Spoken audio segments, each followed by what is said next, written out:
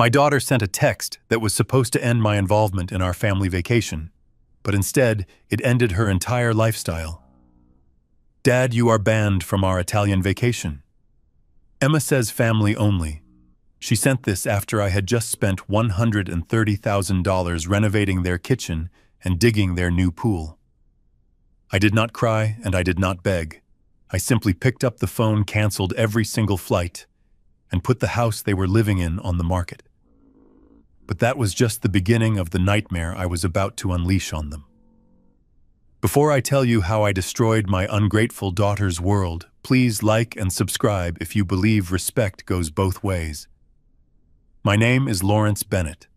I am 73 years old, a retired structural engineer, and I have spent my entire life calculating load-bearing capacities. I know exactly how much weight a beam can hold before it snaps, and I know exactly how much pressure a foundation can take before it collapses. For 40 years, I built skyscrapers in Chicago and New York. I dealt with corrupt unions, lazy contractors, and shifting soil. I learned that you do not fix a structural failure with paint. You fix it by tearing it down and starting over. I was standing in my bedroom in the quiet suburbs of Connecticut. My vintage leather suitcase was open on the bed. I was packing with the same precision I used to apply to my blueprints. 3 linen shirts folded perfectly, my blood pressure medication in the side pocket, the travel adapter, and most importantly, the small velvet box containing the photo of my late wife, Catherine. This trip to Tuscany was supposed to be our 50th anniversary celebration. Catherine had always wanted to rent a villa in the hills near Florence to drink wine and watch the sunset. She died 4 years ago, but I was determined to keep that promise. I had rented the villa for the entire month. I had paid for 4 business-class tickets on Global Airlines. 1 for me, 1 for my daughter Madison, 1 for her husband Todd, and 1 for my 19-year-old granddaughter Emma. The cost was astronomical, but I did not care. I have done well for myself. My investments are solid, and my pension is generous. I wanted to give them the world because I thought that is what fathers do. I was just closing the brass latches on the suitcase when my phone buzzed on the nightstand. It was a notification from Madison. I sat on the edge of the bed, feeling that familiar ache in my knees, and picked up the phone expecting a message about airport transfers, or maybe a request to bring extra luggage allowance. I put on my reading glasses and opened the message. It was long. Madison never sent long texts unless she was trying to justify something terrible. The text read, "Hi Dad, look, Todd and I have been talking with Emma, and we need to set some healthy boundaries for this trip. Emma is in a delicate place right now with her mental health, and she feels that having 3 generations under one roof might be too much pressure. She really wants this to be a nuclear family bonding experience, just her and her parents. We think it is best if you sit this one out. We will FaceTime you from the villa and send tons of photos, I promise. We can do a separate dinner when we get back to the States. Love you, mean it." I read the message twice. Then I read it a 3rd time. I did not feel sadness. I did not feel the sting of rejection. What I felt was the cold, hard click of a switch flipping in my brain. It was the same feeling I used to get when I walked onto a construction site and saw that a contractor had used substandard steel. It was the realization that the structure was unsound. Nuclear family. That was the phrase that stuck in my throat. A nuclear family that I was financing. A nuclear family that lived in a house I bought. A nuclear family that drove cars I paid the insurance on. I stood up and walked over to my desk. I opened the top drawer and pulled out my checkbook ledger. I am an old-fashioned man. I keep records of everything. I ran my finger down the list of recent expenses. Just last Tuesday, I had signed a check for $130,000 to Miller Construction. That was for the Chef is Kitchen. Madison demanded with the marble waterfall island and the sub-zero fridge. It also covered the excavation for the heated saltwater pool Todd insisted was necessary for his back problems. $130,000. They had waited. They had calculated this perfectly. They waited until the check cleared, until the work began. And then they cut me out. They wanted the villa I paid for the flights I bought and the house I renovated, but they did not want me. I was just the wallet. I was the silent partner in their life of luxury. I looked at the photo of Catherine on the dresser. She was smiling that soft smile that used to calm my temper. She would have made excuses for them. She would have said, "Larry, they are just young, let them have their time." But Catherine was gone, and with her went the buffer that protected them from my reality. I am a structural engineer. When a load-bearing wall is compromised, you do not paint over it. You remove the load. I sat down in my leather armchair and picked up my phone. I did not text Madison back. I did not call her to argue. I did not ask for an explanation. I dialed the priority number for Global Airlines. "Good afternoon, Mr. Bennett. How can I help you?" the agent asked. I spoke calmly. "I need to make a change to my upcoming itinerary for the flight to Rome tomorrow." "Certainly, sir. What would you like to change?" "I need to cancel the tickets for Madison Bennett, Todd Reynolds, and Emma Reynolds." The agent paused. "All three of them, sir. Are you canceling the entire trip?" "No," I said. "Keep the ticket for Lawrence Bennett. Just cancel the other three. And please ensure the refund is processed to the original form of payment, which is my American Express Centurion card. Do not issue travel credits to the passengers. Full refund to the purchaser." "Done, sir. The cancellation emails have been sent." "Thank you." I hung up. That was roughly $30,000 back in my pocket. But I was not done. The anger in my chest was cold and heavy. It was not burning, it was freezing. I scrolled through my contacts and found the number for Mike, the owner of Miller Construction. He was a good man, an honest contractor who had been working on Madison's house for the last week. Mike answered on the second ring. "Hey, Mr. Bennett, we are making great progress over here. The crew just finished digging the hole for the pool, and we are about to pour the concrete foundation for the outdoor kitchen." "Mike, stop working," I said. There was a silence on the line. "I am sorry, Mr. Bennett. What did you say?" "I said stop working immediately. Tell your crew to put down their tools." "Is everything okay, sir? Did we hit a pipe?" "No, Mike, everything is not okay. I want you to take the excavator you have in the backyard, and I want you to fill the hole back in." I could hear the confusion in his voice. "Sir, I do not understand. You want us to fill the pool hole? We just spent 3 days digging it. The rebar is already ordered." "I know, Mike. I am paying you for the time. Keep the deposit. Keep the materials fee. But I want you to fill that hole with dirt right now. Push all the dirt back in. Pack it down. And then I want you to tear out the new cabinets you installed in the kitchen yesterday." "Mr. Bennett, this is going to make a mess. Madison is going to flip out. She is getting ready for her trip. She is practically vibrating with excitement about this kitchen." "Madison is not going on a trip," I said, my voice flat. "And Madison does not own that house, Mike. I do. The deed is in the name of the Bennett Revocable Trust. I am the sole trustee. You work for me. Now fill in the hole." I heard Mike take a deep breath. He knew better than to argue with me when I used my job site voice. "Okay, boss.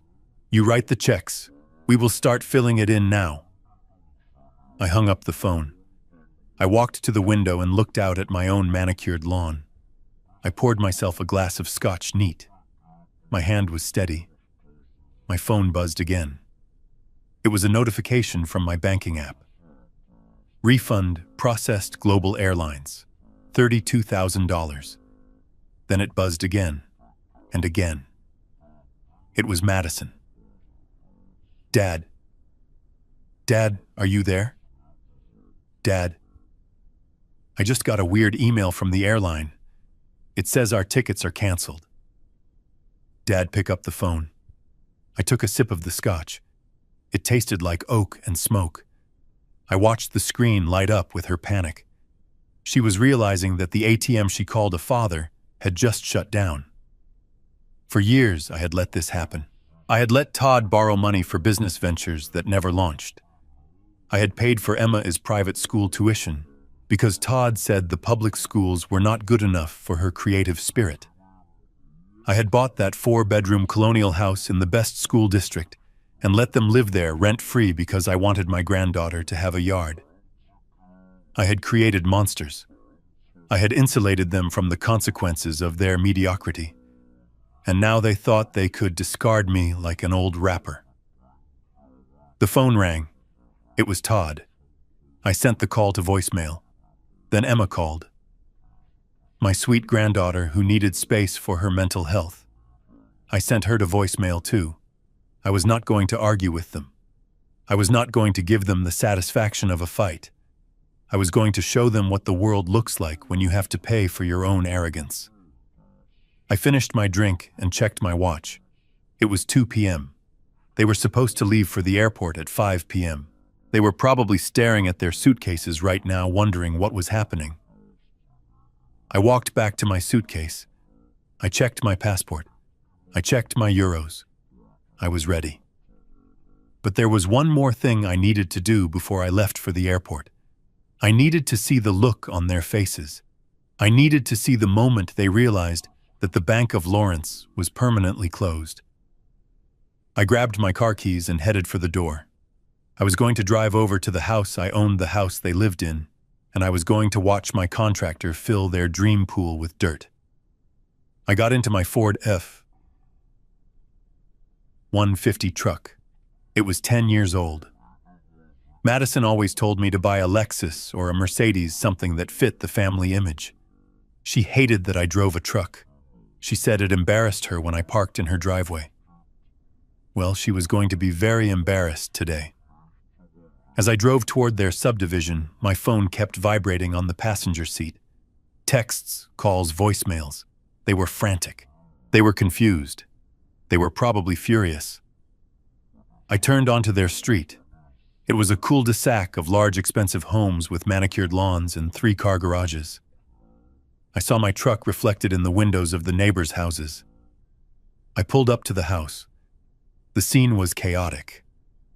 Mike's crew was in the front yard hauling pieces of high-end kitchen cabinetry out the front door and stacking them on the lawn. The sound of heavy machinery came from the backyard.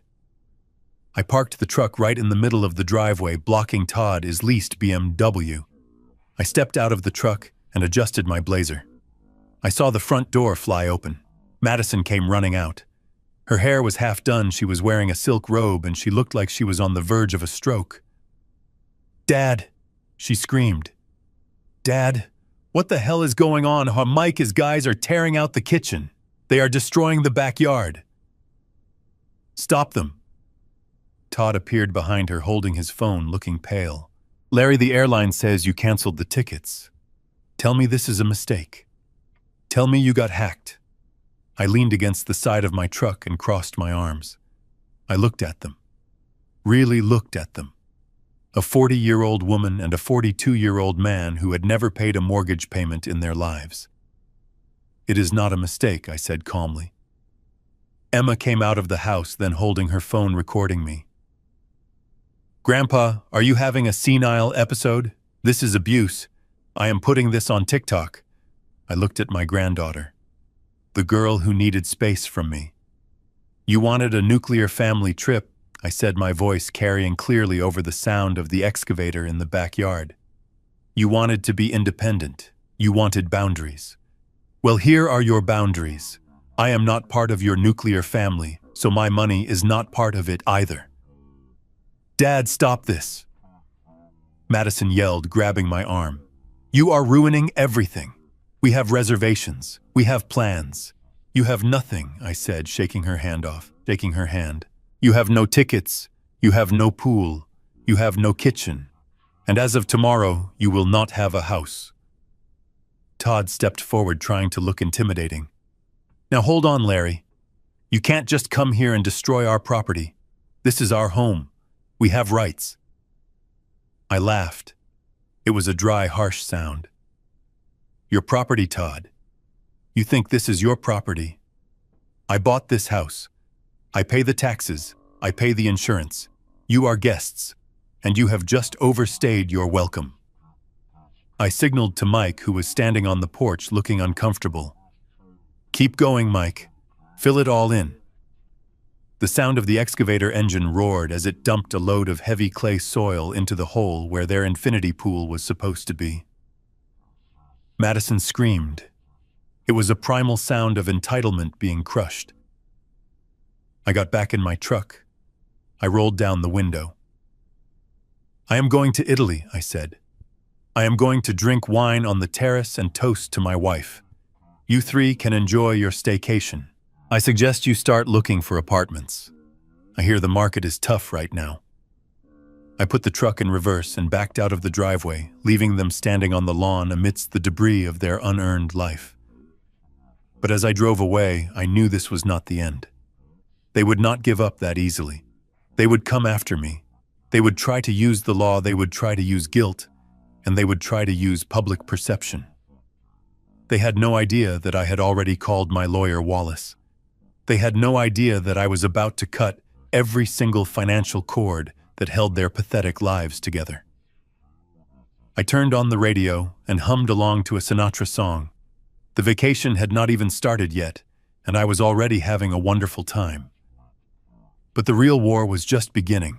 I pulled my 10-year-old Ford F-150 up to the curb, the engine rumbling a low growl that seemed out of place amongst the gleaming Range Rovers and Teslas lining the street. My knuckles were white as I gripped the steering wheel. The house I had bought for them, the house that was supposed to be a sanctuary for my grandchildren, was currently vibrating with the bass of electronic music. They were throwing a party, a bon voyage party, for a trip that I had paid for and from which I had just been unceremoniously banned. I stepped out of the truck, smoothing down my windbreaker. I could feel the eyes of strangers on me immediately. Young men in slim-fit suits and women holding champagne flutes stood on the manicured lawn, the lawn I paid a landscaping service $500 a month to maintain. They looked at my scuffed work boots and my gray hair with a mixture of confusion and disdain. I heard a whisper drift toward me from a group of 20-somethings. "Is that the gardener?" someone asked, followed by a ripple of light, cruel laughter. I did not correct them. I walked up the stone path, my eyes fixed on the front door. It was open, inviting the warm summer air into the foyer I had repainted myself just last year. Inside, the scene was a slap in the face. They had gone all out with the Italian theme. There were banners draped across the banisters in the colors of the Italian flag. A table was piled high with expensive cheeses, prosciutto, and bottles of Chianti that I knew cost $80 a pop. And in the center of the room, holding court like royalty, were my daughter Madison, her husband Todd, and my granddaughter Emma. Madison was wearing a new designer dress, something flowy and expensive, that she must have bought with the supplementary credit card I gave her for emergencies. She was laughing, her head thrown back, looking radiant and completely unburdened by the fact that she had just cut her father out of his own anniversary celebration. Todd was topping off glasses of wine, playing the benevolent host, expanding his chest as he told some story where he was undoubtedly the hero. Then they saw me. The laughter died in Madison's throat. She stiffened, her eyes darting to the guests around her, assessing the damage to her social standing. She did not come to greet me. She did not ask if I was okay. She marched over to me, grabbing my elbow and steering me toward the kitchen island, away from the main crowd, like I was a drunk uncle who had crashed a wedding. "Dad," she hissed, her voice a tight whisper. "What are you doing here? You can't just show up like this. We have guests, important people. Todd's potential investors are here." I looked at her, really looked at her. This was the girl I had taught to ride a bike. The girl whose tuition I had paid without question. "I received your text, Madison," I said, my voice steady but cold. "I thought we should discuss it in person." Todd sauntered over, then swirling his wine glass. He had that arrogant smirk plastered on his face, the one that always made me want to check the structural integrity of his jaw. "Look, Larry," he said loud enough for the people in the living room to hear. "We don't want a scene. We explained the situation. It is about boundaries. You are a grown man, you should understand that sometimes gifts need to be given without strings attached. Strings attached. I repeated, feeling the blood pressure rise in my temples. You think expecting to go on my own 50th anniversary trip, which I paid for entirely, is a string? Todd chuckled, shaking his head as if he were explaining quantum physics to a toddler. That is exactly the problem, Larry. You hold money over our heads. You spent $130,000 on this renovation, sure, and we appreciate it. But that does not buy you a seat at our table. A gift is a gift. Once you give it, you don't get to dictate how it is used or who gets to enjoy it, Sean. You are trying to buy control, and frankly, it is toxic. I looked around the kitchen. The Sub-Zero fridge, the Wolf range, the marble countertops. I had signed the checks for every single item in this room. And here was this man, a man who had not held a steady job in 4 years, lecturing me on the philosophy of giving. Then Emma walked in. My granddaughter. She was holding her phone, the camera lens pointed at her face, likely live streaming to her followers. She lowered the phone when she saw me, and her expression shifted from performative joy to genuine annoyance. Ugh. Grandpa, seriously, she groaned, rolling her eyes. You are totally ruining the vibe. I have friends here. I am trying to create content for my travel blog launch. Having you standing here looking like that, it is just not the aesthetic we are going for. The aesthetic, I asked, my voice low. Yeah, the aesthetic, Emma snapped. We are going for European chic nuclear family luxury. You are giving off sad, lonely pensioner energy. It is depressing. Please just go. We will send you a postcard or something. The cruelty of it was breathtaking. It was precise. It was calculated to hurt. They truly believed I was nothing more than an endless resource, a tap that would keep flowing, no matter how much filth they poured into it. They looked at me with such entitlement, so secure in their belief that I would just take it, that I would bow my head, apologize for existing, and write them another check to make up for ruining their mood. I looked down at the marble island. Sitting there amidst the antipasto platters was a stack of printed itineraries. Global Airlines, business class. The confirmation numbers were bold and black. They were ready to go. They had everything planned down to the minute, and I was nowhere on those pages. I reached into my pocket. I didn't pull out my wallet. I didn't pull out my checkbook. I pulled out my old, trusty box cutter. It was a habit from 40 years on construction sites. I never went anywhere without it. The metal casing was scratched and worn, the blade retractable. The sound of the blade sliding out was a sharp click, click, click that cut through the ambient chatter of the party. Todd flinched. Whoa, Larry, what is that? Put that away, you are scaring people. I didn't look at him. I reached out and picked up the top itinerary. It was Emma's. I placed the paper on the smooth, cold marble of the counter I paid for. Dad, what are you doing? Madison asked, her voice trembling slightly. I pressed the tip of the blade into the paper. I didn't slash it wildly. I was an engineer. I was precise. I dragged the blade slowly down the center of the document. The sound of the steel slicing through the paper and scoring the expensive finish of the marble underneath was a harsh grinding noise. Scrap! I cut right through the confirmation number. Then I cut it again, horizontally. You said gifts shouldn't have strings attached. Todd, I said, my eyes locked on his. You are absolutely right. So I am cutting the strings. All of them. I moved to the next itinerary. Madison's. Scrap. The blade bit deep. You said I was ruining the vibe, Emma, I said, slicing through her name on the paper. You are right about that, too. The vibe is officially dead. I grabbed the entire stack of papers. Todd lunged forward to stop me, but I turned the blade toward him, not to hurt him, just to show him the edge. He froze, his cowardice instantly overriding his arrogance. I threw the shredded confetti of their travel plans into the air. It fluttered down onto the plates of expensive prosciutto and cheese. "This is just the beginning," I said, retracting the blade with a final decisive click. "Enjoy the party. It is the last one you will ever throw in this house." I turned my back on them. I could hear Madison hyperventilating. I could hear Emma gasping. "My God, he is crazy." I could hear Todd sputtering about calling the police. I walked out of the kitchen, through the foyer, and out the front door. The music was still thumping. The guests were still drinking my champagne, unaware that the host had just been structurally condemned.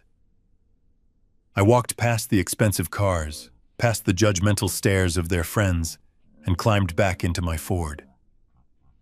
As I started the engine, I didn't look back at the house. I didn't need to. I knew exactly what was going to happen next. I had analyzed the load, found the stress points, and now I was going to bring the whole thing down. The demolition had begun. I arrived back at my own house, a sanctuary of silence and order compared to the circus I had just left. My home was modest, but built with materials that lasted. Solid oak floors, brick walls, and triple-pane windows that kept the world at bay. I walked straight to my study.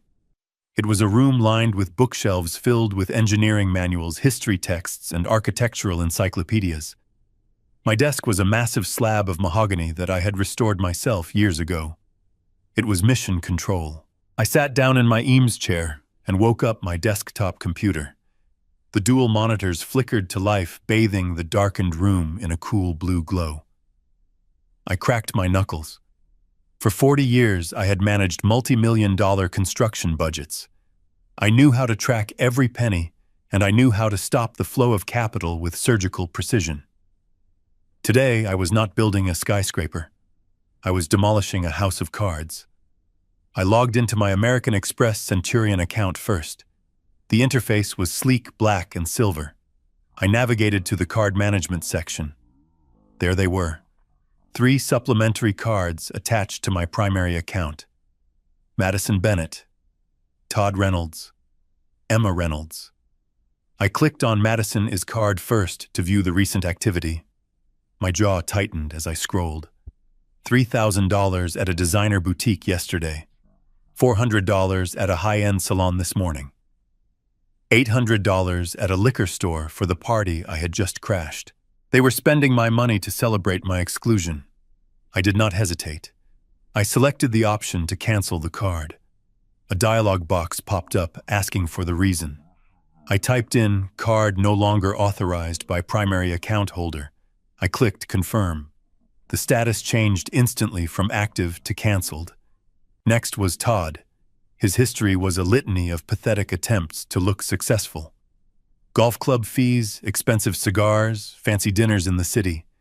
He was living the life of a Wall Street tycoon on the budget of a retired engineer. I clicked cancel, confirm, done. Then Emma, my granddaughter. Her charges were a stream of rideshares, delivery apps, and online fashion retailers. She was 19 and had never worked a day in her life, yet she spent more in a week than I used to make in a month starting out. I clicked cancel, confirm, done. In less than 5 minutes, I had cut off their access to roughly $100,000 of potential credit. They were currently standing in a house full of guests, likely trying to order more food, or perhaps book new flights on another airline. When they pulled out those heavy black cards, they were going to be nothing more than useless pieces of plastic. But credit cards were just the surface. I opened my email client. I needed to address the structural issues. I composed a new email to the bursar at prestigious Wellington Academy, where Emma was currently enrolled as a sophomore undergraduate. I paid her tuition, room and board, and a generous stipend for living expenses. It cost me $65,000 a year. Subject: withdrawal of financial guarantee. Student Emma Reynolds. Dear Mr. Thompson, please be advised that effective immediately, the Bennett Revocable Trust will no longer be responsible for any tuition fees, housing costs, or incidental expenses regarding the student Emma Reynolds. Any future invoices should be directed to her parents, Todd and Madison Reynolds. Please remove my banking information from the autopay system immediately. Regards, Lawrence Bennett. I hit send. That was a $65,000 reality check flying through cyberspace. Todd and Madison did not have $65,000. They did not have 65,000 cents. Next, I logged into the utility accounts for the house on Elm Street. Because the deed was in my name, so were the utilities. I paid for the electricity, the gas, the water, and the premium fiber optic internet package that Todd insisted he needed for his day trading. I navigated to the internet service provider. I selected the option for disconnect service. The system asked for a date. I selected today, immediate. I knew how these automated systems worked. Within the hour, the modem in that house would stop communicating with the server. The music at their party, which I knew was streaming from the cloud, would cut out. The smart TV would go black. The Wi-Fi would vanish. I did the same for the landscaping service. I sent a text to Green Thumb Landscaping. Hey Dave, it is Larry. Cancel the weekly service at Elm Street effective now. Do not mow, do not trim, do not fertilize. I will let you know if I need you for my own property. Thanks, Dave replied instantly. You got it, Larry. Thanks for the heads up. Then I picked up my landline. I dialed the number for secure lock and safe. The owner was a guy named Sal I had worked with on commercial projects for decades. Sal, it is Larry Bennett. Hey Larry, what can I do for you? I need a rush job, Sal. The property on Elm Street. The one with the electronic wrought iron gates. Yeah, I know it. I need you to go over there tomorrow morning at 8 a.m. sharp. I need you to change the master code on the gate and rekey the front and back doors. Tomorrow morning. Is there a problem, Larry? I am evicting the tenants, Sal. They do not know it yet, but they are leaving. I want to make sure that once they are out, they stay out. I hear you. I will be there. Do you want me to bring the heavy-duty deadbolts? The heaviest you have, Sal. And bring the eviction clamps for the garage doors too, just in case. Consider it done. I hung up the phone. My checklist was complete. I had severed the credit. I had revoked the education funding. I had cut the utilities. I had secured the perimeter. I had systematically dismantled the infrastructure of their lives without leaving my chair. I sat back and let out a long, slow breath. It was a feeling of profound satisfaction. It was the feeling of correcting a mistake, of aligning a crooked beam. I had enabled them for too long, thinking I was helping. But you do not help a parasite by feeding it. You help the host by removing it. I stood up and walked over to the vintage record player in the corner of the room. I flipped through my vinyl collection and pulled out John Coltrane Is Blue Train. I placed the needle on the groove, and the smooth, complex notes of the saxophone filled the room. I walked to the small bar cart and poured myself a glass of Cabernet. It was a vintage I had been saving for a special occasion. This felt special enough. I sat down on the leather sofa, glass in hand, and looked at my cell phone, which I had left on the desk. It started to vibrate. First it was a text notification, then another, then a call. The screen lit up with Madison's name. I watched it buzz and dance across the polished wood of the desk. She was calling. Then she hung up. Then she called again immediately. Then a text from Todd popped up on the lock screen. Larry, the card is not working. We are at the liquor store trying to buy ice and the card says declined. Call the bank. Fix this, fix this. He still thought it was an error. He still thought I was his administrative assistant. Then a text from Emma. Grandpa, the Wi-Fi just died. I am in the middle of uploading a story. Did you forget to pay the bill? I took a sip of the wine. It was rich and full-bodied. The saxophone solo escalated, reaching a crescendo of chaotic beauty. My phone was now vibrating constantly, a relentless drumbeat of panic. They were realizing that the world was closing in on them. They were realizing that the air conditioning might be next. They were realizing that they had no money, no internet, and no plane tickets. I did not reach for the phone. I did not feel the urge to answer. I watched it buzz like an insect trapped in a jar. I imagined the scene at the house, the music stopping, the awkward silence as the guests checked their phones and realized the Wi-Fi was gone. Todd trying to swipe the black card again and again, sweating, as the cashier looked at him with pity. Madison frantically trying to call the airline again, only to find out she had no booking reference. It was a symphony of consequences, and I was the conductor. I closed my eyes and let the jazz wash over me. I thought about Tuscany. I thought about the villa I had rented, the one they would never see. I thought about the peace I would find there. Let them call. Let them text. Let them scream into the void. The Bank of Lawrence was closed, the customer service department had been disbanded, and the CEO was on vacation. I took another sip of wine and smiled. The demolition was proceeding exactly according to schedule. And tomorrow, when the sun came up, the real heavy machinery would arrive. I sat in my study, the silence of the room broken only by the faint hum of the air conditioning and the rhythmic tapping of my fingers against the side of my wine glass. I checked my watch. It was 5:30 in the afternoon. At this exact moment, 3,000 miles away from the peace I had reclaimed, the Bennett Reynolds clan would be arriving at John F. Kennedy International Airport. I did not need to be there to see it. I knew them better than they knew themselves. I knew their routine.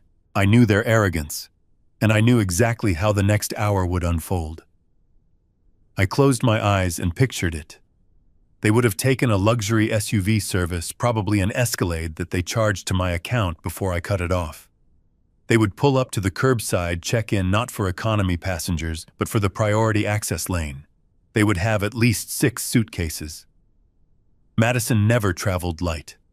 She believed that packing was a competitive sport, and the more Louis Vuitton canvas you could stack on a cart, the higher your score.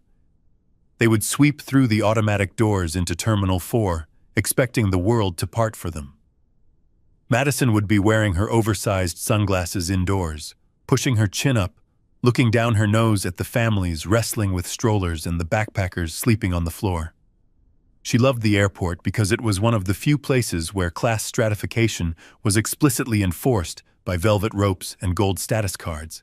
She loved walking past the long snake-like lines of regular people and stepping onto the plush red carpet of the business class counter. But today, that red carpet was going to turn into quicksand. I took a sip of my Cabernet, imagining the moment they approached the counter. I knew the agent would be polite. They always were.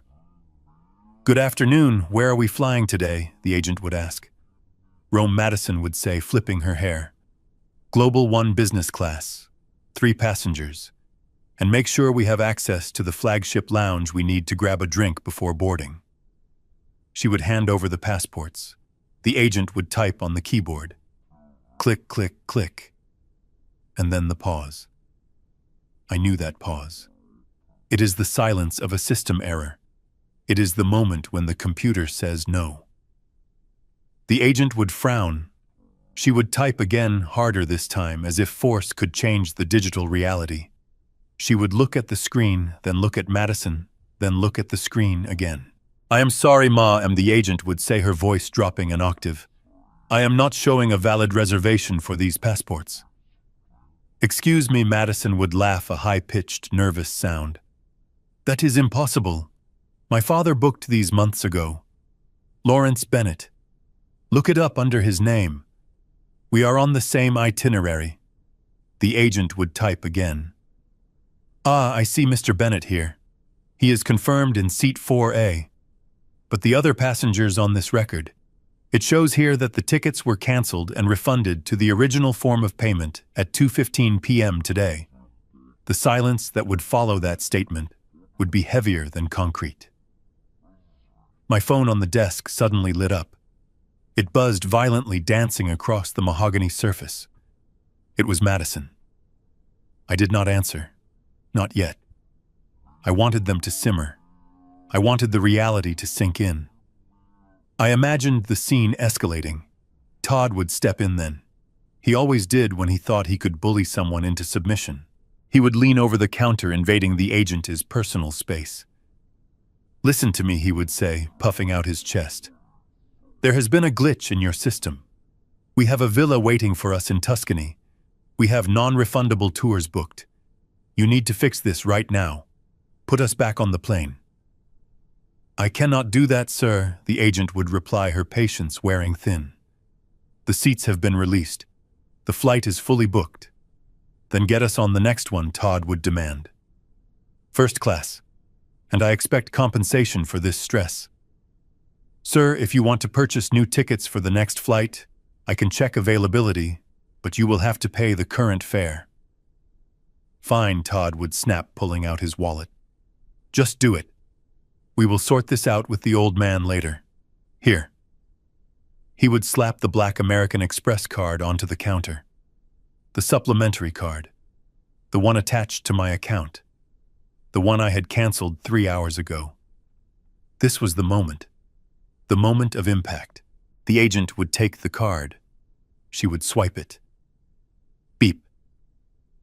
A harsh, angry red sound. She would try it again. Maybe she would wipe the magnetic strip on her blouse, thinking it was just dirty. Beep. "I am sorry, sir, this card has been declined." "Declined," Todd would shout. "That is a Centurion card. It has no limit. Run it again." "I have run it twice, sir. It says do not honor. Do you have another form of payment?" Todd would look at Madison. Madison would look at Todd. They would look at Emma, who was likely standing there with her mouth open, realizing that her content creation trip was evaporating. "Here, try mine," Madison would say, digging into her purse. She would pull out her own supplementary card. Beep. Declined. The line behind them would be growing. Business executives looking at their watches. Wealthy tourists tapping their feet. The whispers would start. Look at them. Trying to fly business class with no money. Probably scammers. The shame would be physical. It would start as a heat in their necks and rise to their faces. The agent would look at them, not with deference, but with pity. And pity to people like Madison and Todd was worse than hatred. "Sir Ma M, if you cannot pay for the tickets, I am going to have to ask you to step aside. You are holding up the line." My phone buzzed again, and again, and again. I picked it up. I swiped the green button. I didn't say hello, I just listened. Dad Madison screamed. The sound was distorted by the background noise of the airport announcements and the sheer hysteria in her voice. "Dad, pick up." "Oh my God," he answered. "Dad, what did you do?" "We are at the counter. They canceled our tickets. They said you canceled them, and the cards aren't working. We are standing here like idiots, and people are staring." I took another sip of wine. The jazz music was still playing softly in the background. "Hello, Madison," I said, my voice calm, level. "I assume you are at the airport." "You know we are at the airport," she shrieked. "Why did you cancel the tickets Todd is trying to pay, but the cards are declined? Fix this immediately. The agent is threatening to call security." I leaned back in my chair. I remembered her text message. "Nuclear family only." "There is nothing to fix, Madison," I said. "You sent me a message. You said you wanted a nuclear family vacation. You wanted boundaries. You wanted independence. That didn't mean cancel the trip," she yelled. "It meant you stay home." "Exactly," I said. "I am staying home. And since I am not part of the vacation, my money isn't either. I refunded the tickets because they were purchased with my funds. I canceled the cards because they are paid off by my funds. You wanted to be a nuclear family. Well, nuclear families pay their own way." "Dad, this isn't funny." Todd grabbed the phone. I could hear his heavy breathing. "Larry, listen to me. You have made your point." "Ha ha. Very funny. Now unlock the cards. The tickets are $10,000 each now because it is last minute. We need to buy them now or we miss the connection. Unlock the cards. Larry Todd. I said, my voice dropping to a tone I used to use when firing incompetent subcontractors. The cards are not locked. They are closed, terminated. You don't have a credit line anymore. What Todd gasped.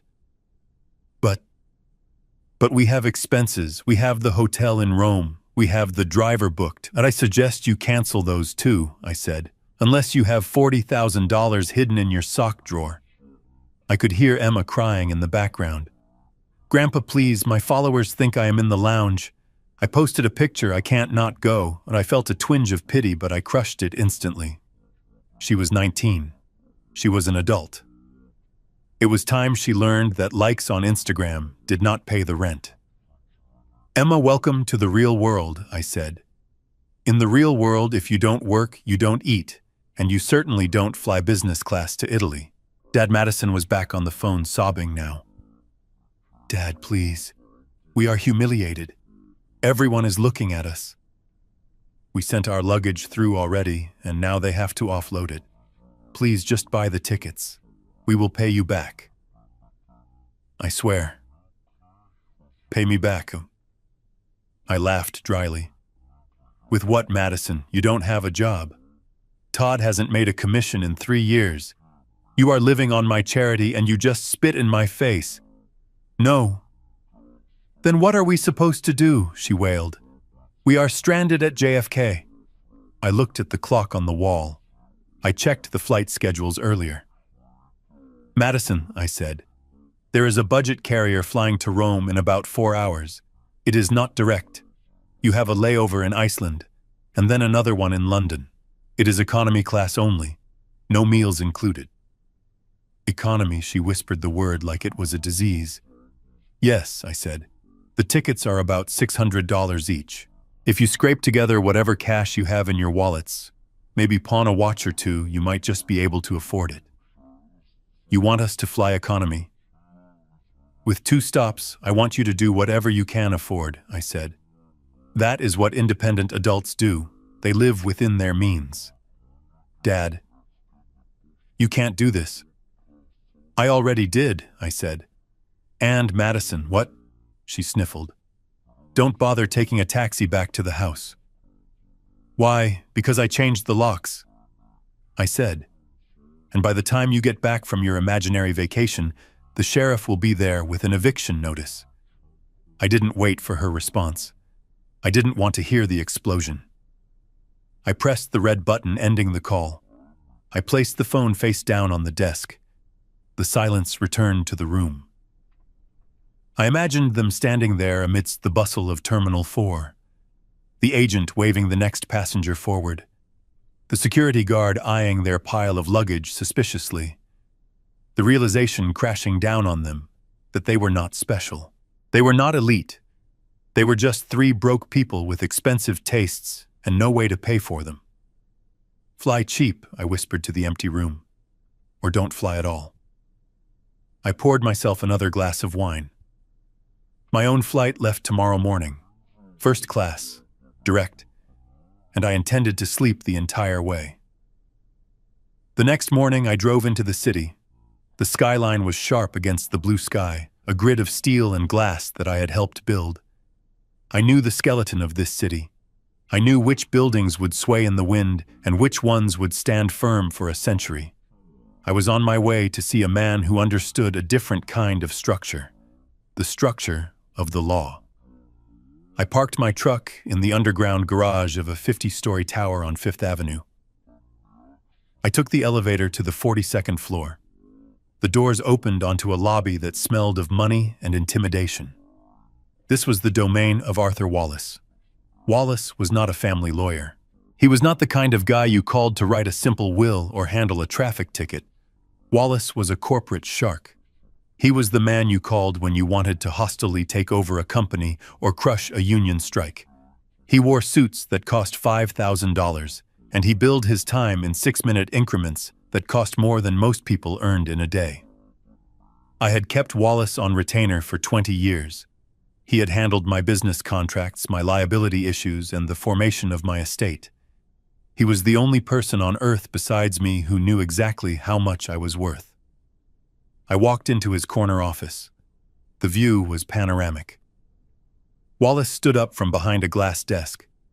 He was a tall man with silver hair and eyes like polished flint. "Lawrence," he said, shaking my hand. His grip was firm, dry. "You look like a man on a mission. I received your email about the trust modification." I sat down in the leather chair opposite him. "I am not just modifying the trust, Arthur. I am weaponizing it." Wallace raised an eyebrow. He sat down and tented his fingers. "Explain." I told him everything. I told him about the renovations. I told him about the exclusion from the trip. I told him about the scene at the airport and the credit cards. I told him about filling in the pool. Wallace listened without interrupting. He did not look shocked. He did not look sympathetic. He looked like a surgeon evaluating a trauma patient. When I finished, he leaned back. "So let me get this straight. You want to evict your daughter, her husband, and your granddaughter from the Elm Street property?" "Yes." "And you want to ensure they have no claim to any future assets in the Bennett Revocable Trust?" "Correct." Wallace nodded slowly. He tapped a pen against the glass desk. "Okay, let us look at the foundation, the house on Elm Street. Who is on the deed?" "I am," I said. "Or rather, the trust is the Lawrence Bennett Revocable Living Trust. I am the sole trustee. And what is the status of Madison and Todd living there? Do they have a lease? Do they pay rent?" "No lease," I said. "They have never paid a dime. I let them live their verbal agreement." Wallace smiled. "A predator is smile." "Excellent.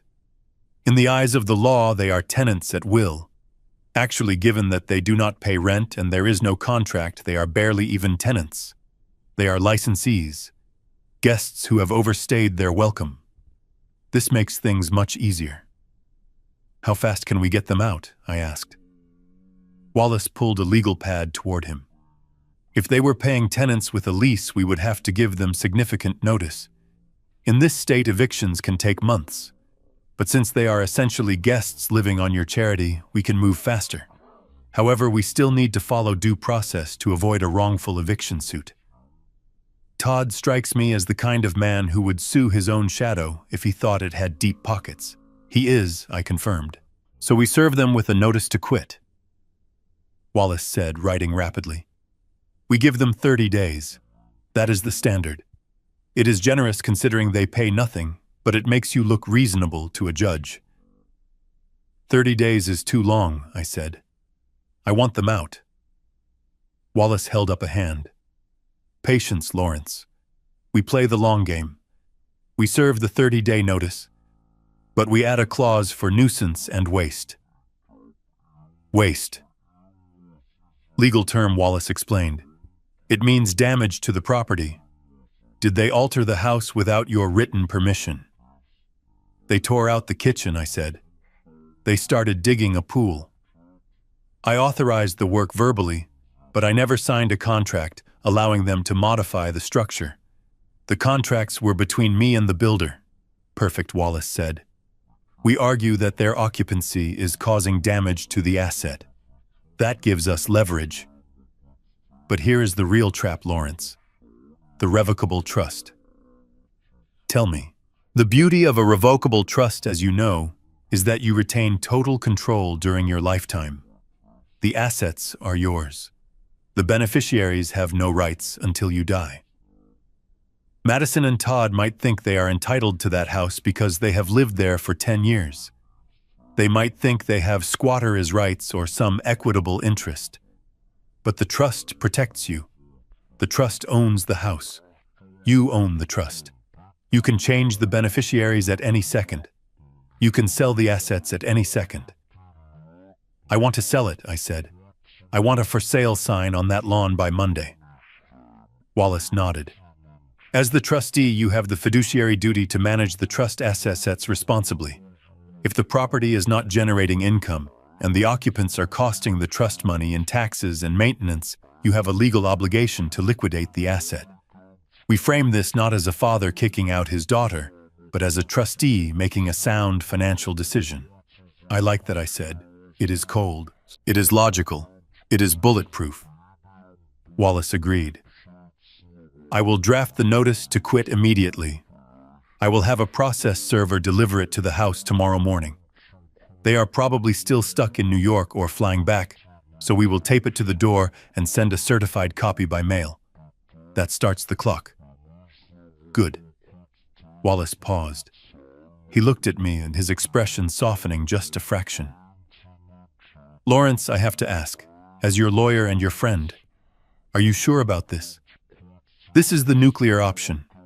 Once we serve these papers, you are crossing a line that is very hard to uncross. They are your family. You are rendering them homeless. I looked out the window at the city below. I thought about the disrespect. I thought about the entitlement.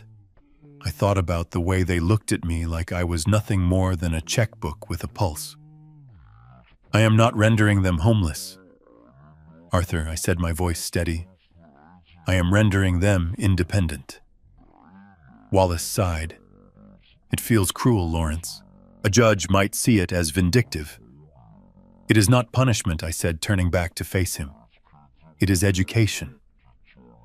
Education. Yes. Look at them, Arthur. Look at what I created. Madison is 40 years old. She cannot balance a checkbook. She treats service staff like dirt. She thinks the world owes her a first-class seat. Todd is a leech who thinks he is a shark. And Emma, my granddaughter, she thinks her value comes from strangers on the internet. I did that. You did that, Wallace asked. I did. By protecting them. By cushioning every fall. By paying every bill. I built a structure with no load-bearing walls, Arthur. I built a life for them that has no integrity. If I die tomorrow and leave them that money, they will be destitute in 5 years. They will eat themselves alive. So you are cutting them off to save them. I am cutting them off to force them to build their own foundation, I said. They need to know what it feels like to carry their own weight. They need to know what it feels like to be cold so they can appreciate the heat. They need to know that a roof over your head is a privilege earned by sweat, not a right granted by birth. Wallace studied me for a long moment. Then he nodded slowly. Tough love. Structural reinforcement, I corrected. Very well, Wallace said. He typed a few commands into his computer. The printer in the corner whirred to life. Here is the plan, he said. We serve the notice to quit. We simultaneously file a petition to dissolve any implied tenancy.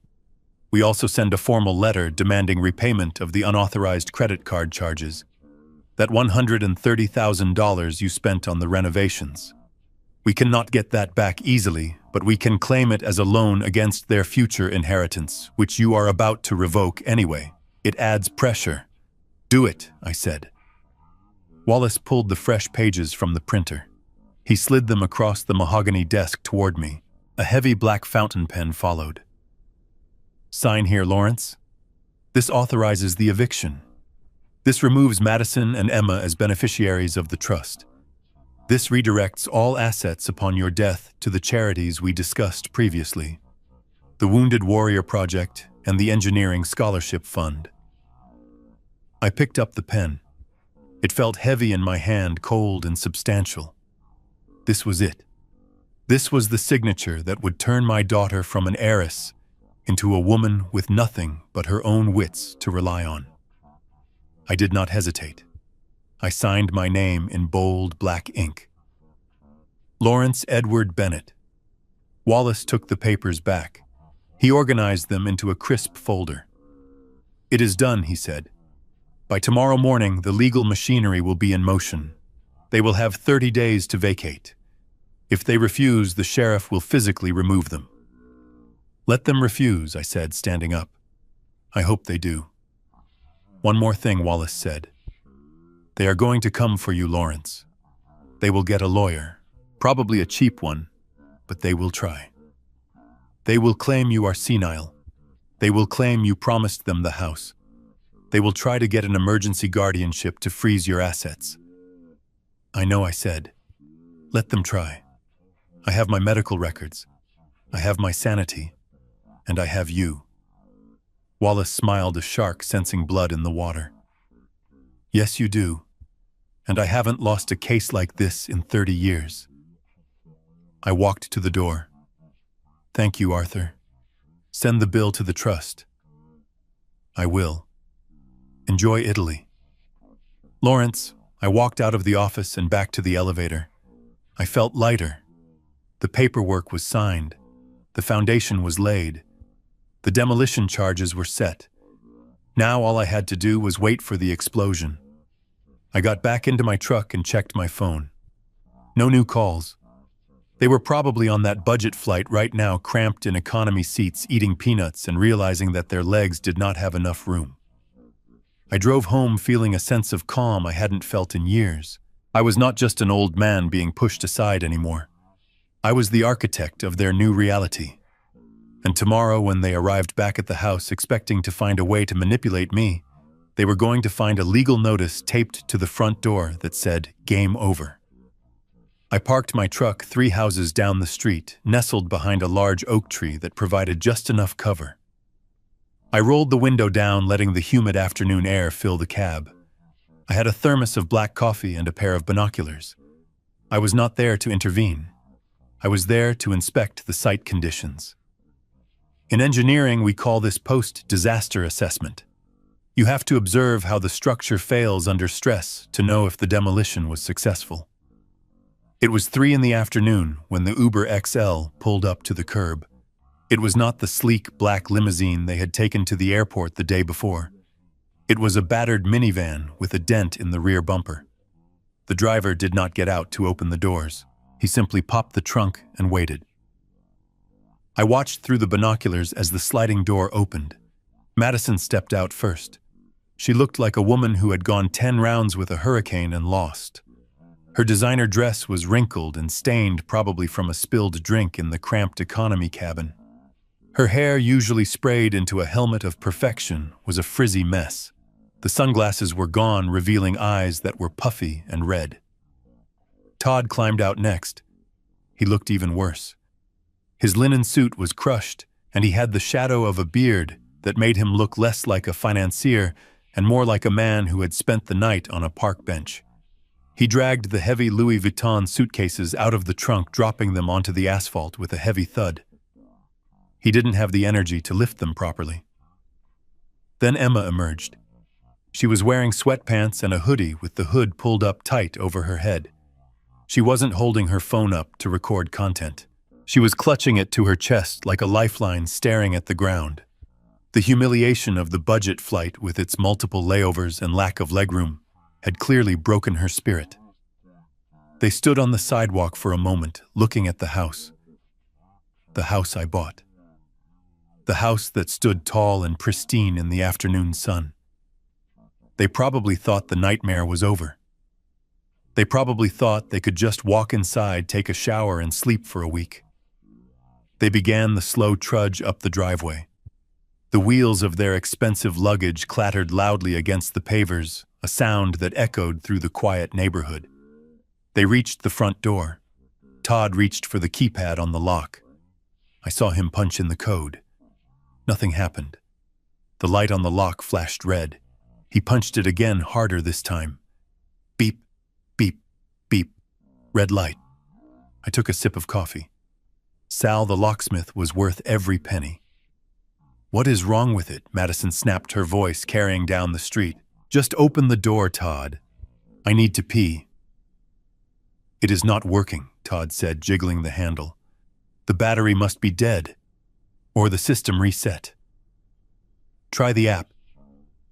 Emma said, her voice muffled by her hood. Use the smart home app. Todd pulled out his phone. I watched him tap the screen. Then he froze. He tapped it again. He shook the phone. I disconnected the hub, I whispered to myself. There is no smart home anymore, Todd. Just a dumb house with a locked door. We are locked out, Todd shouted, kicking the bottom of the door. I cannot get in. Let us go around the back, Madison said. The patio door usually has a spare key under the planter.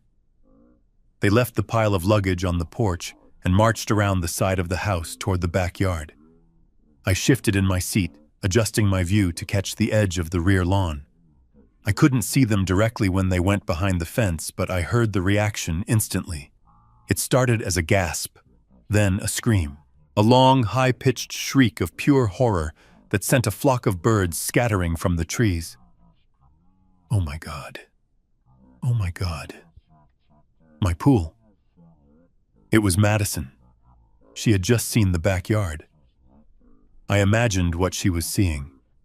Yesterday morning it had been a gaping hole full of promise, a symbol of her future luxury. Now it was a mound of ugly brown dirt mixed with rocks and clay. Mike's crew had packed it down tight. It looked like a fresh grave, a grave for their vanity. I heard Todd roaring a sound of impotent male rage. He filled it in. That psycho filled it in. They came storming back around to the front of the house. Their exhaustion had been replaced by adrenaline. They were furious. They ran up the porch steps ready to break a window if they had to. That was when they finally noticed it. In their initial rush to get inside, they had missed the bright orange piece of paper taped to the center of the mahogany door at eye level. It was not a sticky note. It was a legal document, taped securely on all four corners with heavy-duty duct tape. Todd ripped it off the door, tearing the paper slightly. He held it up, his hands shaking. "What is it?" Madison demanded, grabbing his arm. "Is it a note from Dad?" Todd read it. I saw his face drain of color. He slumped against the doorframe as if his legs had suddenly turned to water. "It is a notice to quit," he whispered, "and a no trespassing order." "What does that mean?" Madison screamed, snatching the paper from him. She read it out loud, her voice trembling with hysteria. "Notice to quit. To the occupants of 12 Elm Street. You are hereby notified that your tenancy at will is terminated effective immediately. You have 30 days to vacate the premises. Failure to do so will result in formal eviction proceedings." She looked up at the house as if it had suddenly grown teeth.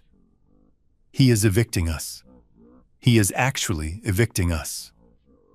"And look at the bottom," Todd said, pointing to the fine print. "It says the locks have been changed to secure the asset against further waste and damage. We cannot get in Madison. All our stuff is inside. My clothes, my computer." Emma started crying, a loud, wailing sound like a toddler who dropped an ice cream cone. "My makeup is in there. My ring light. Where am I supposed to sleep?" Todd looked around the front yard looking for something, anything, to vent his frustration on.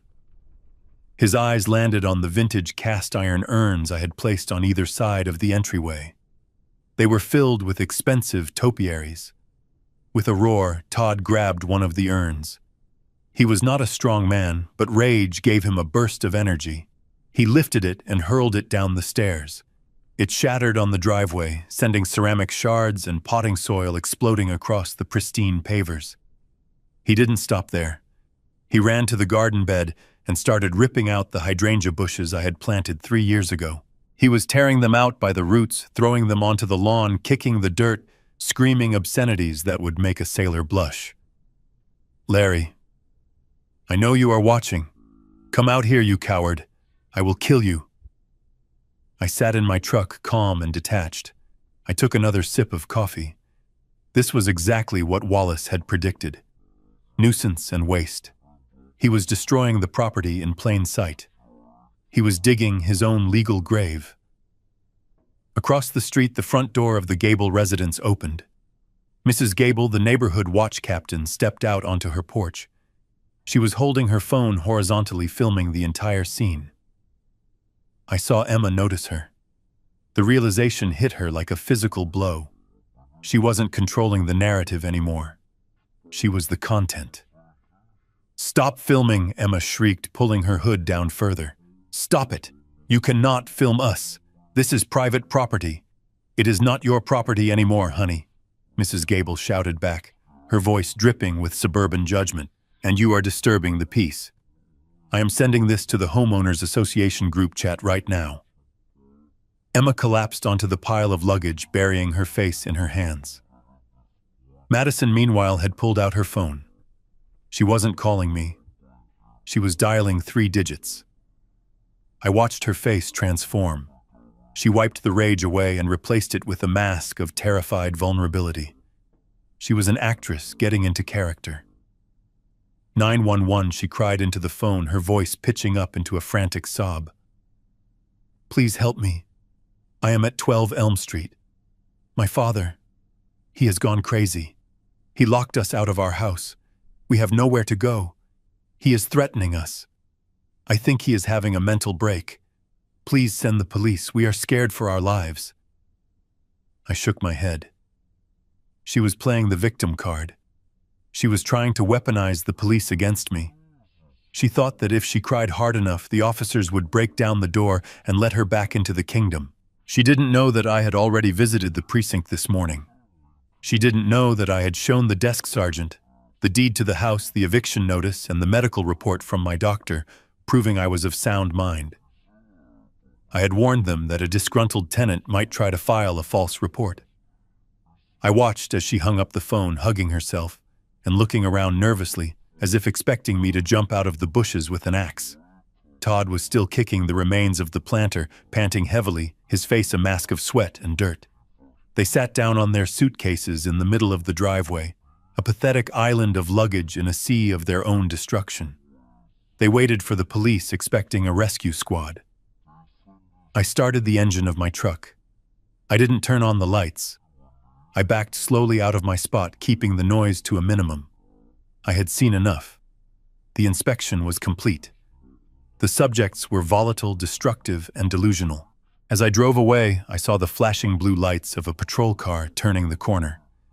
They were about to have a very interesting conversation with the officers, and it wasn't going to end with them sleeping in their beds tonight. I drove toward the highway. I had a flight to catch in the morning, a real flight, to a place where the wine was aged and the people knew the value of respect. Let them sleep on the lawn, I thought. The forecast called for rain. I was sitting in my study nursing a second glass of wine and listening to the rain begin to tap against the window pane when the doorbell rang. It was not a polite social ring. It was a heavy, authoritative pounding that demanded attention. I checked the security monitor on my desk. Blue and red strobe lights were bouncing off the wet pavement of my driveway. There were 2 patrol cars and an unmarked sedan parked behind my truck. I saw Madison standing on my porch. She was flanked by 2 uniformed officers and a woman in a beige raincoat holding a clipboard. Madison was putting on the performance of a lifetime. She was wringing her hands hunched over as if carrying the weight of the world, and I could see her mouth moving rapidly, likely spinning a tale of woe and dementia. I did not panic. I stood up, smoothed the lapels of my smoking jacket, and walked calmly to the front door. I checked my reflection in the hallway mirror. I looked like a retired engineer enjoying a quiet evening, not a raving lunatic. I opened the door. "Good evening, officers," I said, my voice level and welcoming. "Can I help you?" Madison let out a choked sob and pointed a shaking finger at me. "There he is," she cried, turning to the woman with the clipboard. "See? He looks normal, but he is not. He is having an episode. He doesn't know what he is doing. He destroyed our house. He left us on the street. You have to help him. You have to take him into custody for his own safety." The lead officer, a burly man with a name tag that read Sergeant Miller, stepped forward. He had his hand resting near his belt, not on his weapon, but ready. "Sir, I am Sergeant Miller from the precinct. This is Ms. Jenkins from Adult Protective Services. We received a 911 call regarding a domestic disturbance and a potential mental health crisis. We need to come inside and ask you a few questions. "Of course, Sergeant," I said, stepping back and holding the door open. "Please come in. It is a nasty night out there. Ms. Jenkins, would you like some tea? I just brewed a fresh pot of Earl Grey." Ms. Jenkins looked surprised. She blinked rain from her eyelashes. She was expecting a hoarder's nest or a violent outburst. Instead, she walked into a pristine foyer with polished oak floors and the faint scent of lemon polish. Thank you, Mr. Bennett. That would be nice." They filed into my living room. Madison came last, hesitating on the threshold. She looked around my house with greedy eyes. This was the mothership. This was where the real assets were kept. She probably was already measuring the walls for new art. I gestured for them to sit on the Chesterfield sofas. I poured tea for Ms. Jenkins and water for the officers. I did not offer Madison anything.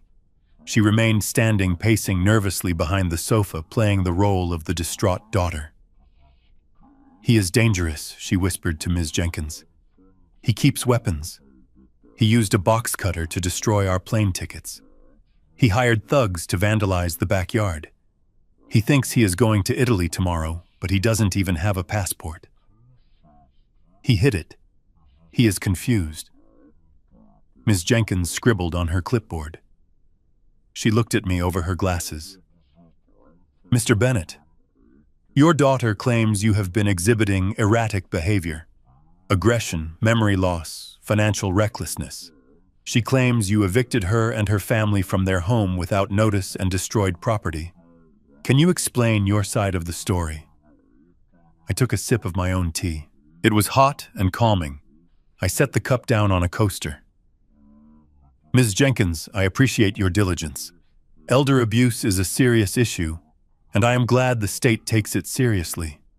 However, what you are witnessing here is not a mental health crisis. It is a temper tantrum." Madison gasped. "See? He is paranoid. He thinks we are against him." I ignored her. I reached under the coffee table and pulled out a thick leather binder. I had prepared it weeks ago, anticipating this exact moment. I am an engineer. I prepare for failure points. I slid the binder across the table to Sergeant Miller. "Inside that binder, Sergeant, you will find a few documents of interest. The first is a notarized letter from Dr. Theodore Evans, my primary care physician and a neurologist at Mount Sinai. I had a full cognitive evaluation 3 days ago." Miller opened the binder. He read the letter.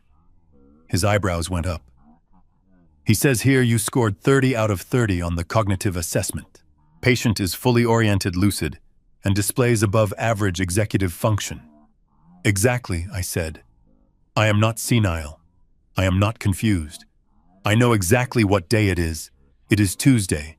I know who the president is, and I know that my daughter is trying to weaponize your department to regain access to my bank account." Madison stomped her foot. "That doctor is a quack. Dad probably paid him off. Look at what he did to the house. He filled in our pool." I turned to the next tab in the binder. "Ms. Jenkins, if you would look at the property deeds. The house at 12 Elm Street is owned by the Bennett Revocable Trust. I am the trustee. I authorized renovations, and when I realized the tenants were damaging the property financially and emotionally, I authorized the cessation of those renovations. It is my property. I can fill in a hole if I want to." "But you evicted us without notice," Madison shrieked. "We have rights." Sergeant Miller turned the page. "Actually, ma'am, here is a copy of a notice to quit, dated today, filed with the court clerk. And here is an affidavit from the neighbors stating you have never paid rent. In this state that makes you a guest, not a tenant. Mr. Bennett has the right to revoke that invitation at any time, especially if there is evidence of waste or nuisance." I leaned forward, clasping my hands. "But the most important document is in the back, Ms. Jenkins. Since we are talking about financial recklessness and the need for a conservatorship, which is clearly what my daughter is aiming for, let us look at the numbers." I pointed to a spreadsheet printed in landscape mode. It was color-coded. "This is a summary of my credit card statements for the last 12 months, I said, my voice hardening. The highlighted charges were made by authorized user Madison Bennett. Ms. Jenkins leaned in her eyes, scanning the rows. $5,000 at Saks Fifth Avenue, $3,000 at a med spa, $2,000 at a Michelin star restaurant, totaling $115,000 in 1 year, I said. While I live here quietly drinking tea and driving a 10-year-old truck. I looked at Madison. She had stopped pacing. She was pale. I cut them off today, I explained to the officers. I stopped the flow of money. And suddenly I am senile. Suddenly I am a danger to myself. It is a classic pattern, isn't it? The abuser projects their actions onto the victim. Ms. Jenkins closed the clipboard. The click was loud in the silent room. She looked at Madison with a gaze that had shifted from sympathy to professional suspicion. Mrs. Reynolds, is it true that your father pays for your housing and living expenses? That is not the point, Madison stammered. The point is he is acting crazy. He stranded us at the airport. Because you tried to use a card that wasn't yours, I said. Sergeant Miller stood up. He handed the binder back to me. Mr. Bennett, you seem to have your affairs in order. This looks like a civil dispute regarding property and tenancy, not a police matter, and certainly not a reason for an involuntary psychiatric hold. But you cannot leave him here, Madison cried, grabbing the sergeant's arm. He is going to leave the country. He is going to Italy. He is abandoning us. Sergeant Miller pulled his arm away gently, but firmly. Ma, your father is a free adult. If he wants to go to Italy, he can go to Italy. And frankly, if I were him, I would go too. He turned to me. We apologize for the disturbance, sir. We have to investigate every call. I understand, Sergeant. You are doing your job. Miller turned back to Madison. His face was stern now, the cop face that brokered no arguments. Ma, I need to warn you. Misusing the 911 system to resolve family arguments is a crime. Filing a false report claiming someone is a danger to themselves when you know they are not is also a crime. It wastes our resources, and it could have led to your father being hurt if we had come in here expecting a violent individual. Madison shrank back. But if we have to come back out here tonight because you are harassing him. Miller continued, his voice dropping lower. I will be arresting you for filing a false report and for trespassing. Do you understand? Madison nodded, mute with shock. She looked at me, her eyes wide with betrayal, as if I were the one who had called the cops on her. Ms. Jenkins stood up as well. Mr. Bennett, I will be closing this file as unsubstantiated. However, I will be making a note in our system about this visit. If there are future reports from this individual, we will view them with extreme skepticism. And Mrs. Reynolds, I suggest you look into financial counseling. Elder financial abuse goes both ways. They escorted Madison to the door. She looked back at me one last time. I sat on my sofa sipping my tea, unmoving. I did not smile. I did not gloat. I just looked at her. Get out of my house, Madison, I said softly. She turned and fled into the rain. The officers nodded to me and closed the door. I heard the patrol cars start up. I watched the blue and red lights fade from the window. The house was quiet again. The only sound was the rain. I picked up the binder and placed it back under the coffee table. It was a good binder. It had held the weight of the truth, and it had crushed her lies without me even having to raise my voice. I checked my watch. It was late. I had an early flight. I walked to the kitchen and rinsed my teacup. I looked at the empty spot on the counter where Madison used to leave her keys when she came to ask for money. That spot would stay empty now. I went upstairs to my bedroom. My suitcase was waiting. My passport was on the nightstand. Tomorrow I would be in the air, and Madison would be explaining to her husband why the police didn't arrest me, but threatened to arrest her instead. I turned off the light and lay down in the dark, listening to the rain washing away the filth of the day. I slept like a baby. I settled into the leather seat of the first-class cabin as the plane reached cruising altitude. The flight attendant placed a glass of vintage Dom Perignon on my tray table, but I barely noticed. My attention was focused on the iPad propped up against the window shade. I was connected to the in-flight Wi-Fi, which cost more for the duration of the flight than Madison likely had left in her checking account. I was not checking the stock market or reading the news. I was logging into a secure server hosted in the Cayman Islands. Most people knew me as a retired structural engineer who lived in a nice but modest house in Connecticut. They saw the Ford truck and the flannel shirts and assumed I was comfortable but simple. They had no idea about the architecture of my wealth. I did not just build skyscrapers, I built layers of asset protection. 10 years ago, my wife Catherine was diagnosed with the illness that would eventually take her. We had always talked about Italy. We talked about the light in Tuscany, the way the sun hit the stone farmhouses in the late afternoon. I decided I was not going to wait for retirement. I liquidated a portion of my portfolio that I had managed quietly for decades, and I flew to Italy alone. I scouted the region for a week until I found it. A 17th-century farmhouse on a hilltop overlooking a vineyard near Siena. It was crumbling. The roof was sagging and the plumbing was non-existent. To anyone else, it was a ruin. To me, it was a project. It was a promise. I bought it for cash. But I did not put my name on the deed. I created a shell company called Caterina Holdings LLC, registered in a jurisdiction that prioritized privacy. I spent the next 2 years restoring it remotely, hiring the best local artisans to rebuild the stone walls and install modern amenities, while keeping the rustic soul of the place intact. I installed a heated infinity pool that looked out over the olive groves. I built a chef's kitchen that rivaled the best restaurants in Florence. I presented it to Catherine on our 45th anniversary. We spent 3 summers there before she passed. It was her happy place. It was our sanctuary. Since her death, I had rented it out occasionally to high-net-worth individuals just to cover the maintenance costs and keep the staff employed, but I always blocked out this month for family. I had told Madison and Todd that I had rented a villa. I let them believe I was paying some landlord $10,000 a week. It was a test.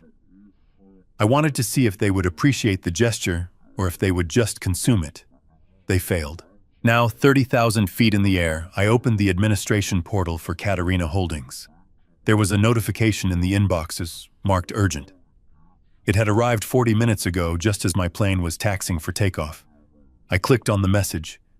The sender was Madison Reynolds. The subject line read, "Urgent booking issue payment verification." I took a sip of champagne and began to read. To the management of Villa Caterina. My name is Madison Reynolds. My father, Lawrence Bennett, made a reservation for our family for the entire month of July, commencing tomorrow. I am writing to inform you of a slight administrative mix-up regarding the payment. I paused. An administrative mix-up. That was what she called getting cut off for being a parasite. I continued reading. My father is an elderly man, and unfortunately his mental state has been deteriorating rapidly in recent weeks.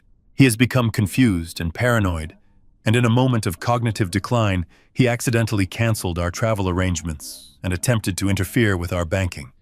We are currently sorting this out with his doctors and the authorities. However, we are fully intending to proceed with our vacation, as this time is crucial for our family healing. My grip on the champagne flute tightened. She was doing it again. Even in an email to a stranger in Italy, she was painting me as a senile, incompetent old man. She was willing to destroy my reputation internationally just to secure a bed to sleep in. The email went on. We are currently dealing with a temporary freeze on our primary credit cards due to his interference. However, my husband Todd Reynolds is a successful investment banker, and we have ample funds. We are requesting that you hold our reservation. We will arrive a day or two late as we are rebooking our flights, but we will pay the full balance in cash or via wire transfer upon arrival. Please confirm that the villa is ready for us. We need the master suite prepared and the pool heated to 85 degrees. Thank you for your understanding during this difficult family medical crisis. Sincerely, Madison Bennett Reynolds. I stared at the screen. The audacity was breathtaking. She was broke. She was sitting in a house she had been evicted from with no plane tickets and no money, and she was trying to con a luxury villa in Italy into letting her in on credit. She was lying about my health, lying about Todd, his job, and lying about their ability to pay. Todd had not been an investment banker for 4 years. He was a day trader who lost money faster than he made it, and Madison did not have ample funds. She had my credit card number, which was now dead. I set down my glass. I cracked my knuckles. It was time to reply. I was not replying as her father. I was replying as the administrator of Katerina Holdings, LLC. I hit reply. I did not use a salutation. I went straight to the point. Dear Mrs. Reynolds, we have received your correspondence regarding the reservation originally held under the name Lawrence Bennett. I typed slowly, savoring every keystroke. Please be advised that the reservation for the Villa Caterina was canceled by the account holder, Mr. Bennett, directly. The funds have been refunded to the original source. As per our policy, we respect the instructions of the contracting party. I paused, thinking about her claim of my mental decline. Furthermore, we have verified the status of the credit cards associated with your party through our payment processor. We have received a fraud alert indicating that unauthorized users attempted to access credit lines that have been terminated by the primary owner. I took a breath. Now for the kill shot. Given the discrepancies in your financial status and the serious allegations of credit fraud flagged in our system, Katerina Holdings LLC is unable to extend any credit or hold any reservation for you or your husband. We operate on a strict prepayment basis. Additionally, due to the nature of your email in which you attempt to leverage the medical status of a former client to bypass payment security protocols, we are marking your profile as high risk. I typed the final paragraph with a cold smile. Your names have been added to the regional hospitality blacklist for the Tuscany region. We share this list with all luxury rental properties and hotels in the area to prevent payment fraud. Do not attempt to contact this property again, or we will forward your correspondence to the Italian authorities as evidence of attempted wire fraud. Regards the management. I hit send. The email flew through the satellite internet down to a server in Europe and then back across the ocean to Madison's phone in New York. I leaned back in my seat. I imagined her reading it. She would be sitting on her suitcase in the driveway, or maybe huddled in a cheap motel room if they had scraped together enough cash for a night. She would read that she was not just rejected, she was blacklisted. She would read that her lies about my health had backfired spectacularly. She would realize that she could not talk her way out of this. She could not charm the manager. She could not bully the staff. The door to Italy was slammed shut, locked, and bolted. And the best part was, she had no idea it was me. She thought she was being rejected by a faceless corporation. She thought her bad luck was just the universe conspiring against her. She didn't know that the universe was sitting in seat 4A drinking champagne and watching her world burn from the stratosphere. I closed the iPad. I looked out the window at the clouds below. They looked like a white floor, solid and soft. The villa was waiting for me. My villa. The one I bought for Catherine. I was going to sit by that pool alone. I was going to drink the wine from my own vineyard. And I was going to enjoy the silence. Madison wanted a nuclear family vacation. Well, she got one. Just her, her husband, and her daughter trapped in New York, with no home, no money, and a reputation that was rapidly becoming toxic. I signaled the flight attendant. Another glass, please. As the plane flew east toward the sunrise, I felt a deep sense of closure. The secret of the villa was safe, and so was my legacy. They would never set foot on that property. Not while I was alive. And thanks to the documents I had signed with Wallace yesterday, not after I was dead either. I sat on the terracotta terrace of my villa in Tuscany, the evening sun casting long golden shadows across the olive groves. The air smelled of cypress and rosemary, a stark contrast to the sterile atmosphere I was watching on my laptop screen. I was attending the emergency guardianship hearing via a secure video link.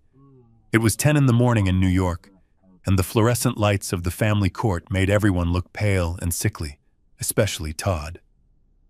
He sat at the plaintiff's table next to a man in a suit that was 2 sizes too big. His lawyer was a man named Mr. Pendergast, who looked like he advertised on the back of a bus. Todd was sweating. I could see the sheen on his forehead, even through the pixelated feed. Madison sat in the gallery behind him, wringing her hands, looking like she wanted to be anywhere else. I took a sip of my Brunello and adjusted the volume. I was not just a spectator, I was the target, but I had never felt safer. Beside me, virtually speaking, was Arthur Wallace. He stood in the courtroom looking like a lion who had just wandered into a petting zoo. His suit was impeccable. His posture was relaxed, and he had a file folder in front of him that looked heavy enough to crush a skull. "Your Honor," Pendergast began, his voice shrill and performative. "We are here today because Mr. Lawrence Bennett is in immediate danger. His mental faculties have deteriorated rapidly. In the last 48 hours, he has engaged in destructive manic behavior. He destroyed his own property, filling in a swimming pool that was under construction. He stranded his family at an airport due to a paranoid delusion about finances. And now he has fled the country, abandoning his dependents without resources. We are asking for an emergency temporary guardianship to freeze his assets and ensure his physical safety." I watched Todd nod vigorously, trying to look like the concerned son-in-law. He was playing the part of the reluctant hero stepping up to save the old man from himself. It was nauseating. The judge, a woman named Honorable Justice Holloway, looked at the screen. "Mr. Bennett, can you hear us?" Loud and clear. "Your Honor," I said into my microphone, my voice calm and steady. "I am currently enjoying a glass of wine in my home in Italy. I assure you I am quite safe, and my only delusion was believing my son-in-law was capable of earning a living." Todd jumped up. See? See how he talks? He is aggressive. He is not himself." "Sit down, Mr. Reynolds," Judge Holloway snapped. She turned her gaze to Wallace. "Mr. Wallace, do you have a response to these allegations?" Wallace stood up slowly. He didn't look at Todd. He looked directly at the judge. "Your Honor, this petition is not an attempt to protect Mr. Bennett. It is a weaponized legal maneuver designed to cover up financial crimes and secure access to funds that the petitioner has no right to. We move to dismiss this petition with prejudice, and we have evidence to submit that will explain the true motivation behind Mr. Reynolds' sudden concern for my client is mental health." The judge raised an eyebrow. "Financial crimes, Mr. Wallace. Those are strong words in a guardianship hearing." "They are accurate words, Your Honor," Wallace said. He picked up the heavy file. He walked to the bench and handed a document to the bailiff, who passed it to the judge. He then walked over to the plaintiff's table and dropped a copy in front of Todd. Todd looked at the paper. I saw his eyes go wide. I saw his throat work as he swallowed a lump of pure terror. "What is this?" "Your Honor," Wallace asked rhetorically, turning to the courtroom. "This is a loan application submitted to First National Bank 6 weeks ago. It is a request for a home equity line of credit in the amount of $50,000 against the property at 12 Elm Street." Madison gasped in the gallery. She hadn't known about this. Wallace continued, his voice like a hammer striking steel. "The property, as we have established, is owned by the Bennett Trust. The only person authorized to borrow against it is the trustee, Mr. Lawrence Bennett. However, if you look at the signature line on page 4, you will see what appears to be Lawrence Bennett's signature." I zoomed in on the feed. Todd was shaking. He was gripping the edge of the table so hard, his knuckles were white. Wallace pressed the button on the presentation remote, and the document appeared on the courtroom screens. "Now, Your Honor, my client is an engineer. His signature is precise, angular, and consistent. This signature, however, is shaky. It loops in the wrong places. We took the liberty of having a forensic handwriting analyst review this document against Mr. Reynolds' known handwriting samples. Objection! Pendergast shouted, jumping up. This is an ambush. We haven't seen this report. It goes to character and motivation, Wallace countered smoothly. Your client claims Mr. Bennett is incompetent. We argue that Mr. Bennett discovered this attempted fraud and took rational steps to protect his assets by evicting the perpetrator. The guardianship petition is simply a desperate attempt to seize control of the assets before this felony comes to light. The judge was reading the report, her glasses perched on the end of her nose. She looked up at Todd. Her expression had shifted from judicial neutrality to cold anger. Mr. Reynolds, did you sign this application? Todd stammered. Larry told me to. He forgot. He told me to handle the paperwork because his eyes were bad. He gave me permission. It was a verbal proxy. I leaned into my microphone. Your Honor, I have 20/20 vision with corrective lenses. I read blueprints for a living. And I would never authorize a $50,000 loan to a man who cannot pay his own cell phone bill. Todd's face turned a blotchy red. He is lying. He is senile. He doesn't remember, Mr. Reynolds. The judge interrupted, her voice dropping to a dangerous whisper. You are under oath. Are you admitting that you signed Mr. Bennett is named to a bank document? Todd looked at his lawyer. Pendergast looked like he wanted to vaporize. Shut up, Todd, Pendergast hissed. Invoke the fifth. But Todd was too panicked to listen. He promised me the house. He said it was ours. I needed the money for investments. He is my father-in-law. It is family money. So you committed forgery, Judge Holloway said. She didn't ask it as a question. She stated it as a fact. Wallace stepped in for the kill.